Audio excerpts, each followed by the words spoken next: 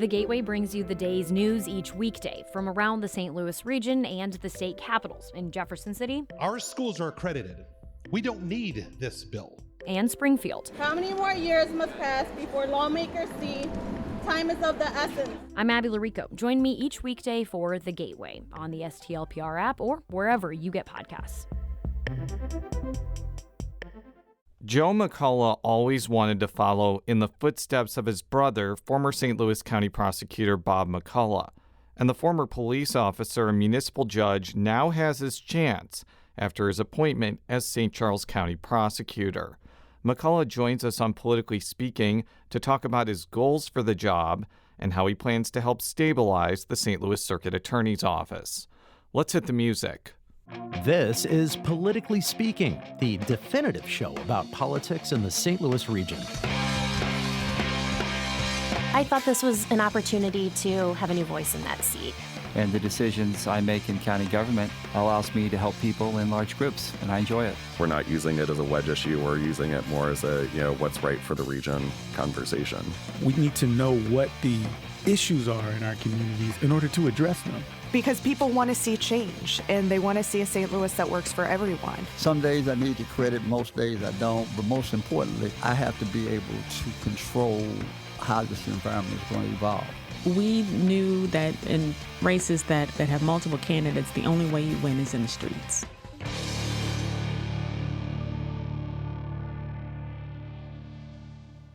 And welcome to Politically Speaking. I'm your host, St. Louis Public Radio's Jason Rosenbaum. Joining me in studio, he is the recently appointed prosecutor for St. Charles County. Your name is? Joseph McCulloch. Thank you very much for coming here today. Tell us a little bit about yourself and what you were doing before you got appointed to this position. I almost hate to say this, but before I got appointed to this position, I had retired from the practice of law last summer, so about 8 months.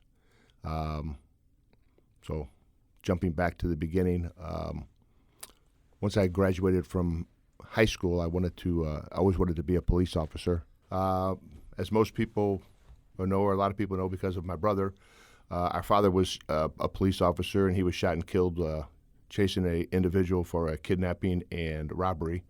That happened when I was 7 years old. So even prior to him being killed, I wanted to be a police officer. So when I graduated high school, the next month I joined the St. Louis Police Department. I joined it as a civilian employee in what's called a police cadet program. That was kind of a training program for people that wanted to become police officers. So my first assignment there was in communication, so you learned how to talk on the radio. You learned how to answer 911 calls. You actually took some police reports over the phone, small stealings, auto theft, stuff like that. And then police officers reviewed the reports to make sure they were accurate, and then you did everything as far as putting information into the computer to report a stolen vehicle and stuff like that. You also had a number of other assignments for a couple of years out in the districts where you got to meet the police officers. Sometimes you did ride-alongs with them and things like that. So I did that for 3 years until I turned 21. Upon turning 21, I entered the police academy, and I stayed there for 21 years as a police officer. Your brother was on this program in 2015. We asked him how your father's death influenced your path in life. So part of that was to become a police officer. How else did that entire tragic episode affect your worldview on life and in this position?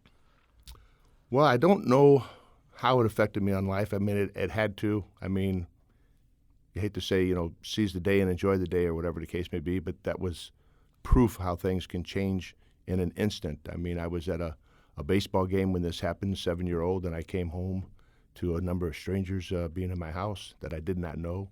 And then my mom and my uncle took me into one of the bedrooms and told me what happened. So, but again, that never affected my desire to become a police officer and serve the public. That was the main thing that I wanted to do. And I always looked at him as being a hero for what happened and what he did. Obviously, I wish it would have never happened, but you have to live with those things. And so I became the police officer that I always wanted to be, and it was just the idea of serving the public and continuing in that public service. So your brother, as you mentioned, Bob McCulloch, was St. Louis County Prosecutor from, I think, 1991 to the end of 2018. How did that entire experience for him influence you to possibly go into the practice of law and decide that you also wanted to be a prosecutor as well? Well, it certainly had a lot of influence. I will admit that. As a police officer, in a police cadet program that I talked about, you were required to go to college for 6 hours a semester. So I did a little increments of college, and then as I got older on the police department, I would take some classes, and then I got married, and I had kids, and I would take some more classes. And so when I finally got promoted in 1990, I no longer had to work overtime. I no longer had to work a second job. So that gave me some more free time. So that's when I decided to go back to school. And Webster University gave me some life experience hours, which really helped me. I got about 30 of those hours. And so I had about 30 more hours to complete in order to get my undergraduate degree. So it was that point, I will also tell you that once I got promoted, I didn't care for police work as much, okay? Becoming a supervisor versus being the person that does the job took away some of my enjoyment of the job. So that's when I decided that I wanted to serve the public in a bigger capacity, I guess. So I saw at that time how my brother had been serving the public, and I lived out in St. Charles County, so the intention was to go to law school with the purpose of becoming the prosecuting attorney out in St. Charles County at that time. It took you a little bit long to get there. This is not actually the first public service position you've been in. You were actually on the St. Charles County Council in the 2000s as a Democrat, though. But you had to be a Republican in order to be appointed by the county executive. Can you talk about your party switch? Because this may seem, for people that don't pay attention to Missouri politics, this may seem surprising, but your brother was one of the most popular officials in Democratic politics for many years. So it may be surprising that, especially if you switch parties in the 2000s, that he had this Republican brother hanging out in St. Charles the whole time. It is kind of funny, and we had many of lively discussions about that at the time. So I ran as a Democrat on the county council back in 2000. At that time, I felt the Democratic Party was the party of the working man, and I always considered myself a working individual. But as time went on, I just felt that the Democratic Party got more and further away from the working man.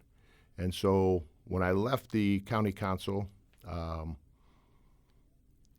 I had become good friends with Steve Ellman, who was the county executive at the time, and I found myself getting more and more involved in Republican politics out in St. Charles County, whether it was supporting his and others' re-elections or just getting involved in the politics at all. So a few years prior to this, I was contemplating running for a judge out in St. Charles County, and I went and approached Steve about pursuing that, and that I wanted to pursue it as a Republican, and he supported that idea. And he knew from my time on the county council, they considered me more conservative than some of the Republicans that were on there.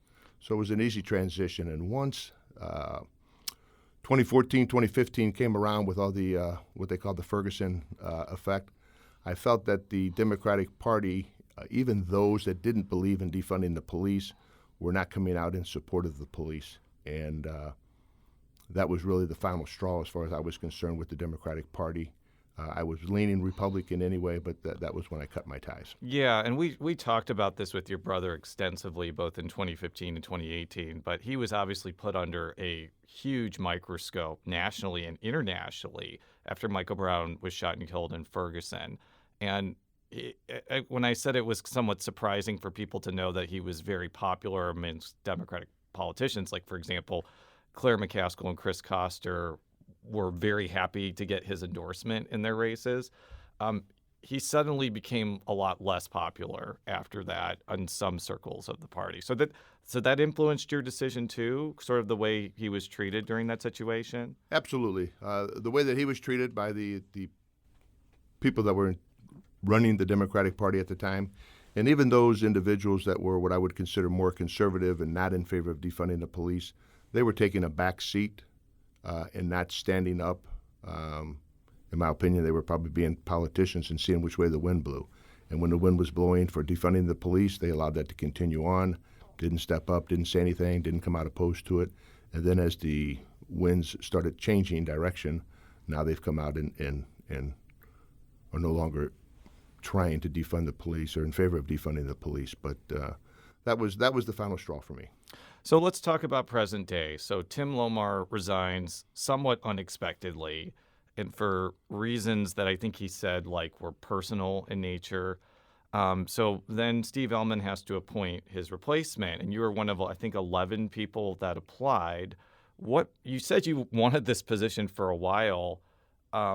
What kind of made you want to do this? I think you're 65, 66 years old. You mentioned that you retired from private practice. So why would you want to do this now when you could just go to Florida and hang out there or something like that? Well, I've been to Florida plenty, and it's a nice place to visit, but I don't want to live there. Again, it comes down really. I love being a public servant. I loved it as a policeman. I loved it as a county council person. Probably the last dozen years or so, I've done just something small like delivering Meals on Wheels to people every Wednesday. And just my interaction with those people, and those are kind of lonely older Americans and stuff like that, and I really got the enjoyment out of just talking to them. They'd love to see you, they love to talk to you, they'd love to spend a few minutes with you. So it's just that public service, and the idea to fulfill what I will call a second dream job. When it presented itself, I just felt that this was an opportunity to serve the public on a broader basis, and to see that justice, St. Charles is a growing community.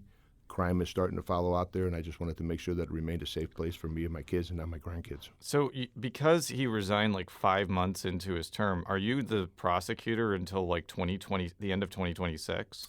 I actually have to run for re-election to fill out his new term next year. Okay. So that'll be an election next year to fill out the remaining amount of his time. And you plan to run for that? Absolutely. So let's talk about how the office is actually constituted. For people that are not intimately aware of what the prosecutor's office does in St. Charles or how it's structured, tell us a little bit of how many attorneys there are, how broad the scopes are, and what your responsibilities are. So we have a staff of about 53. Half of those are attorneys, half of those are support staff, along with some investigators. And it's the prosecuting attorney's job to, they have complete discretion as to who to charge criminally and what charges to pursue in those criminal charges. So police officers arrest them. They then bring what we call a warrant application down there. I have lawyers in the warrant office that review the cases and decide whether to issue warrants or not. Then we file the charges against them, and then there are other attorneys that, if there are felony charges, you start out in the associate court where they have a probable cause hearing, so that's not like a trial where you have to prove beyond a reasonable doubt. It's just more likely than not, so 50%.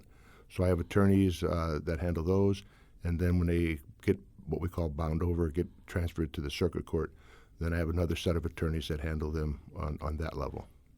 And you mentioned about the fact that St. Charles County is growing, which is, I think it's one of the fastest growing counties in the entire state.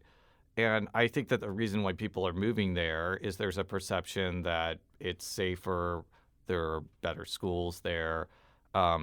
It's a place for a lot of different income levels to go to, working, middle, upper class people. But with growth, have you seen rising crime in certain places? And if so, what can your office do to combat that? Well, there has been a rising crime. I believe it's the third largest county in the state now. It has over 400,000 residents.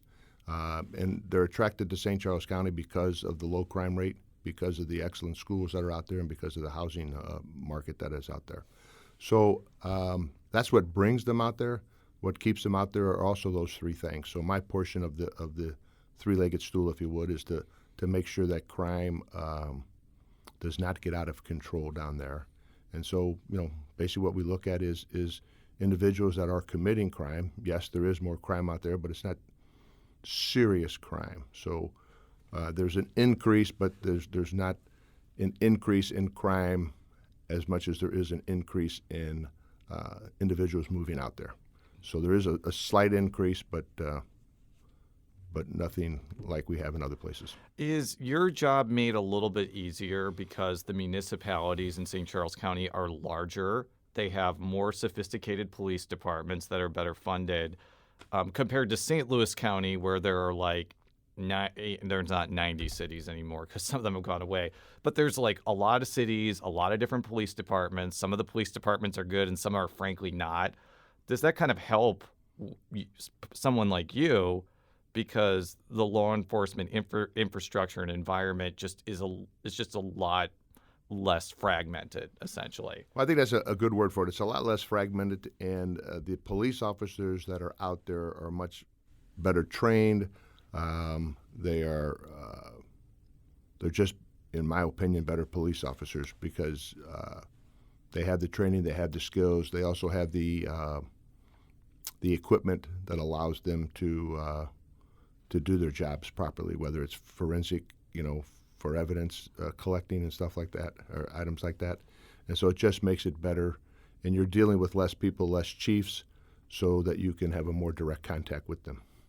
What is kind of like the situation with illicit drugs? I know when I was talking with people in like the 2000s and 2010s, for a lot of collar counties like St. Charles, Jefferson County, Franklin, methamphetamine abuse was really bad. Now I think it seems like it's fentanyl.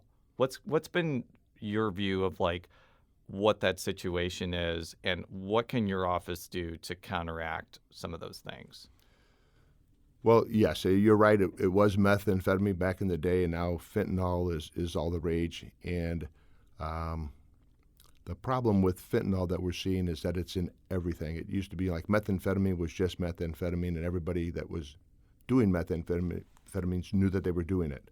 What you have now is you have fentanyl, and you find fentanyl being laced in everything that people get. So even if your intention is to smoke a little marijuana, we're finding out that that's being laced with fentanyl. You may or may not know that. Hopefully not at some of the dispensaries. Not at the dispensaries, but people themselves are doing it. And the thing that always amazed me about drugs is when somebody overdosed because they got some stuff that wasn't cut, because you're not buying it from a dispensary. You're buying it off the street, and everybody does something different. Is when somebody finds out about drugs and somebody got overdosed because it was so strong, people flock to that and want to get more drugs because they want to get higher. And that kind of always amazed me. So the only thing you can really do is education. And we have a number of programs in place, as most places do now, that deal with alcohol and drugs. We also have mental health courts. We also have veterans courts. We even have coexisting courts or whatever for people that are suffering from more than just one problem. And we try to steer those people that need the help into those programs. We also have some outreach programs where we go to schools and stuff and talk to individuals just about the dangers. And we try not to make it a ridiculous speech or whatever. We try to be honest with them. And I think that's the thing that is most appreciated, where we don't, say marijuana is a gateway to harder drugs and stuff like that. We just, give them the facts. And we also throw in there the cost. If you get caught with drugs, here's what's going to happen to you. You're going to get charged. You're going to have to pay thousands of dollars for a lawyer. You're going to have to pay $1,000 in a treatment program. You may or may not get student loans. If you're living in a house that's subsidized, you're going to lose your government subsidies and stuff like that. And I just don't think people know that. So education is the biggest thing with regards to drugs. Is there anything that you would want the state legislature to do in the future to make your job easier? As time goes on here, I'm sure that there will be. There are some instances that I am, or some items that I am looking into with regards to. The biggest one that comes to my mind right now are we see all these, we used to call them car cloudings as police officers, but where people are going into basically unlocked cars. Mm-hmm. But what you're seeing is these individuals now are armed. Mm-hmm. And so what I am going to look for with the legislature and stuff like that is to be able to at least enhance those penalties for individuals that are seen, breaking into cars, and for individuals that are seen breaking into cars that are armed with guns and stuff like that. Yeah, and I think that, you live in St. Charles County. It's a very Republican area. They're probably very pro-Second Amendment, and I'm sure you are too. But there does seem to be a little bit of tension between the Republican majority and law enforcement about just having no laws, because you have situations like that where someone like you wants to enhance the penalties, but it's unclear whether you can. Is there kind of a sweet spot between protecting the right to bear arms and also making sure that people that are doing something criminal with them can be adequately punished? Yeah, and I think the legislature understands that and recognizes that we're not looking to take away any rights of individuals to bear, arms, that we're looking to find a way to punish those that are making life extremely dangerous out there. I mean, we've seen a number of Ring doorbells or whatever of individuals searching cars that are armed with guns. Even the latest one that I saw, the guy was using the light attached to his gun to go through a car. And so when somebody comes out to confront them, I mean, that's a deadly situation, and it has to be addressed more than somebody that is pulling on a car door and takes, a laptop that somebody left in there or some change. And we'll be right back after this quick break with St. Charles County Prosecutor Joe McCulloch. If you have a smart speaker, you have access to the entire world of NPR and St. Louis Public Radio. All the latest news and all the captivating stories. Activate our voices with yours by telling your smart speaker to play St. Louis Public Radio. And we're back on Politically Speaking with Joe McCulloch. He is the new prosecutor of St. Charles County. So speaking of prosecutors and appointments, we are recording this on Thursday, May 18th, 2023. So by the time this comes out, there will almost certainly be a new St. Louis Circuit Attorney appointed by Governor Mike Parson. We don't know who that is yet, so this line of questioning is going to be more general than what does Joe McCulloch think of person X, who's your new colleague. But with St. Louis Circuit Attorney Kim Gardner resigning unexpectedly this week, there's been a big focus on how regional prosecutors can help with what I think is accurately a caseload crisis at that office. What is St. Charles County willing to do to help here? So basically, we're willing to do anything. It was my intention when I first got the position to reach out to Ms. Gardner, but I think a few days after I was appointed, she announced that she was going to resign June 1st, so I didn't bother reaching out to her. But I think people do know that my predecessor, Mr. Lohmar, reached out to her, and she declined any help from us. So we are now working on a regional approach. Myself, Wesley Bell from St. Louis County, the prosecutors in Jefferson County, Franklin County, Lincoln, and Warren County all released a statement the other day advising them that we were willing to help in any way that we can. So we have an idea of how bad it is down at the Circuit Attorney's Office, but that's us looking from the outside in. It really won't be determined until we're on the inside. And so once we get the new appointee and they get in there to see exactly where they stand at, I think some of the first things that we're going to look to is depending on who gets elected, is kind of advising them as to what kind of a management staff that he wants to get into place to make sure that things get done. If it's my understanding, there are thousands of warrant applications that are down there pending, so we would be willing to have somebody, from different offices kind of go down there and start reviewing those, and at least an attorney or a few attorneys or whatever to review the warrant applications. I suspect we're going to find that a lot of the statute of limitations have run on some of these warrant applications, so that's shameful, but it's a factor, probably going to be a reality. And just assist in any way we can. We don't know what the support staff, at least I don't know what the support staff is down there. I don't know what the investigators are. You need to have them in order to get the trials going and things like that. But I think you're going to see a lot of people looking to return to that office. Prosecution, I think, is more of a calling. You can certainly make more money in the private practice. That's more of a calling.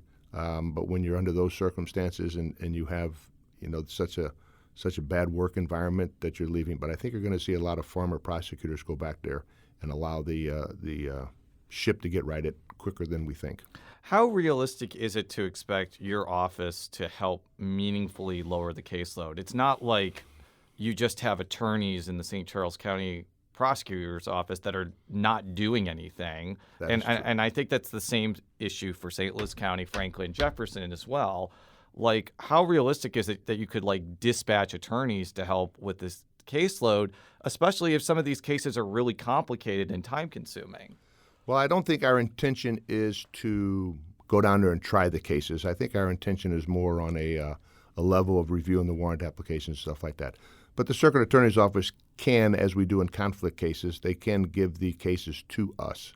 And so we can take a case or two I think St. Charles County, I probably have a couple of attorneys that could take a case or two each and help them out. That's just a minute amount, and I know there's a lot going on there, but there is only so much that you can do. But mainly, I think we're going to look to get a management staff in there and to help them bring the people back. Yeah.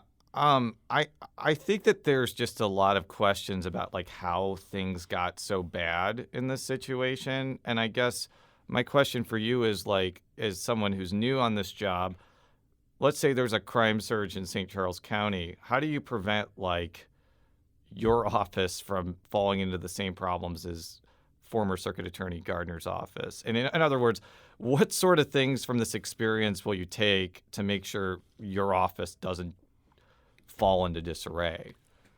Well, I'd like to think, first of all, my management style will make that. I mean, I have a very experienced office, more so than a lot of offices because of the way that it's structured. So we have a lot of attorneys there that have been a long time.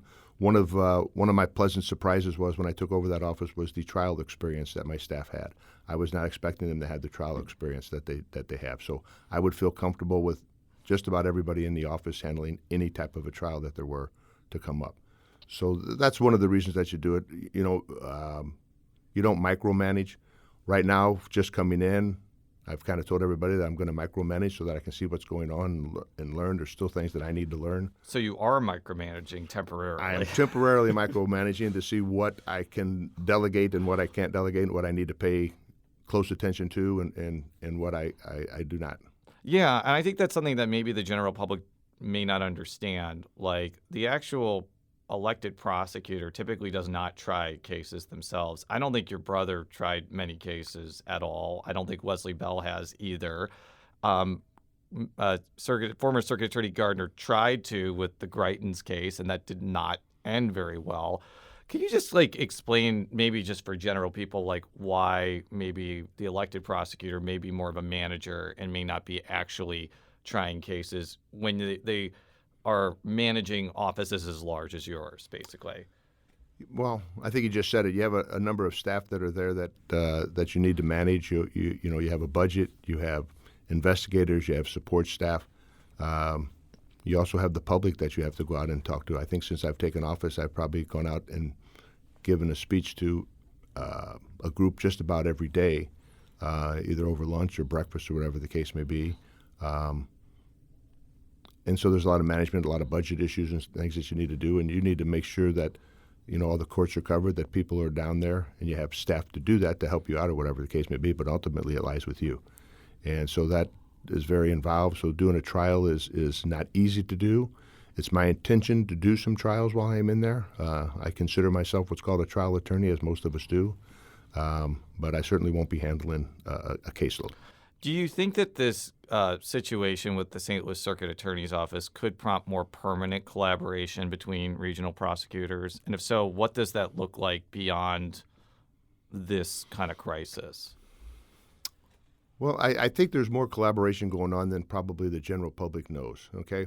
We have what we call conflict cases. So if, let's say I had a case that I needed to be conflicted out on because maybe the person charged is related to somebody in our office or something like that, then I would call one of the area prosecutors, St. Louis County, Lincoln County, Warren County, whatever the case may be, and ask them to take the case, and that's never been a problem.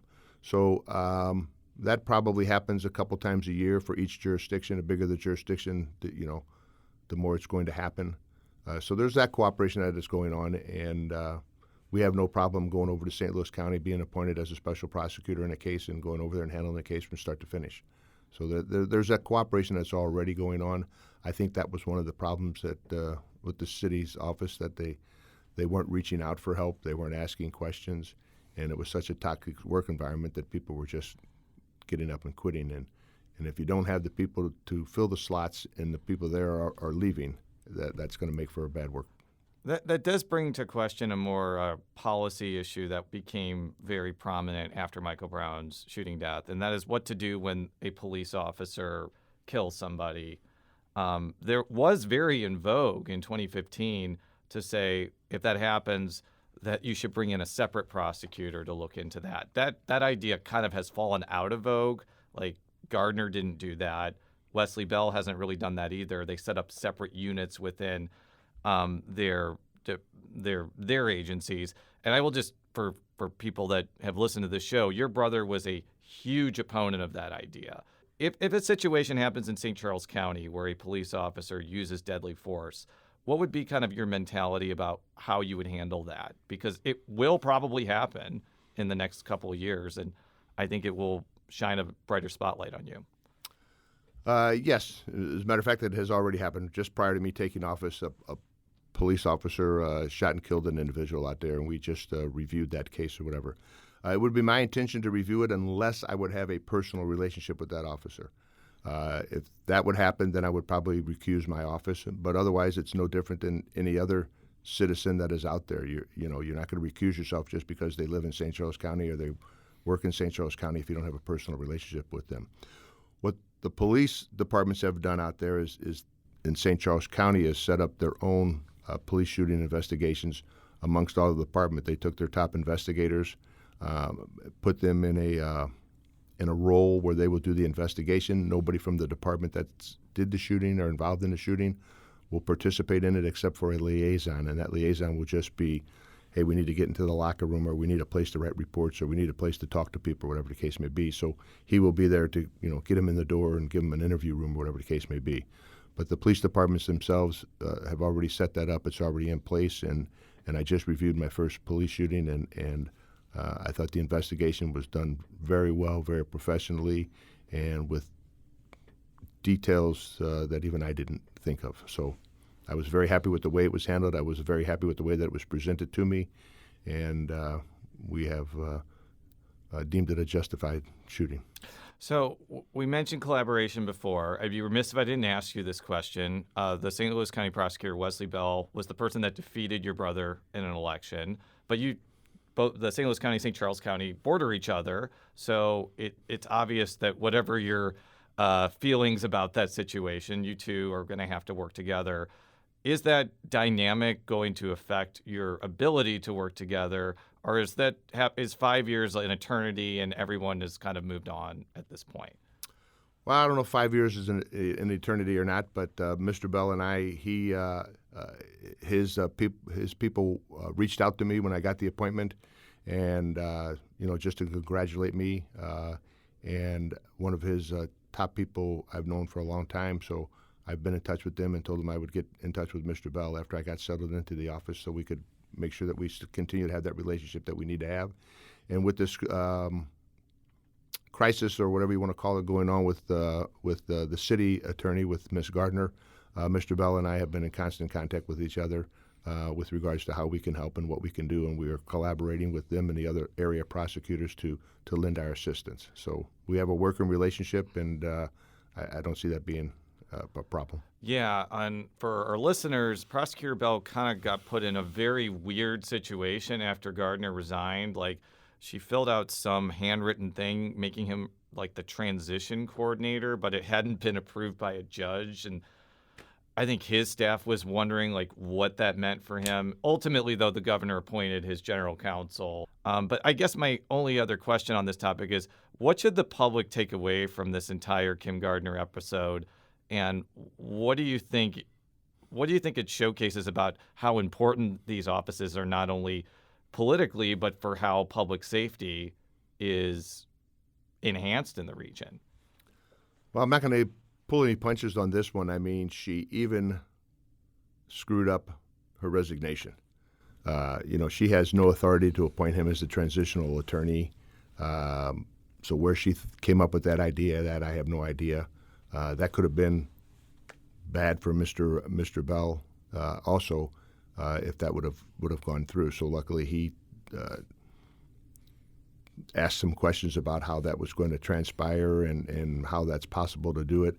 I think he was down there. It seems like she was the only one that he would talk to, so he was down there trying to keep the ship afloat until the governor could appoint somebody. Thank you so much for coming in today. For all of our stories, go to stlpr.org. Politically Speaking is a product of St. Louis Public Radio, which is part of the University of Missouri St. Louis. Prosecutor McCulloch, how could people find out more about your office, whether it be over the phone, online, carrier pigeon? whatever? Well, they can always go to SCCMO, St. Charles County, Missouri, sccmo.org, and that'll take us to the county website, and then just scroll down to the prosecutor page, and it'll have information about the prosecutor's office itself and what our duty and our missions are. And then we are in the process of setting up a Twitter and an Instagram account just to keep people informed of what's going on in the area, and we'll be using that as an informative sign along with the Facebook page. Can we expect like elaborate Instagram reels from you? You will not see anything except what comes from the office. I'm just teasing. Thank you very much. Until then, so long.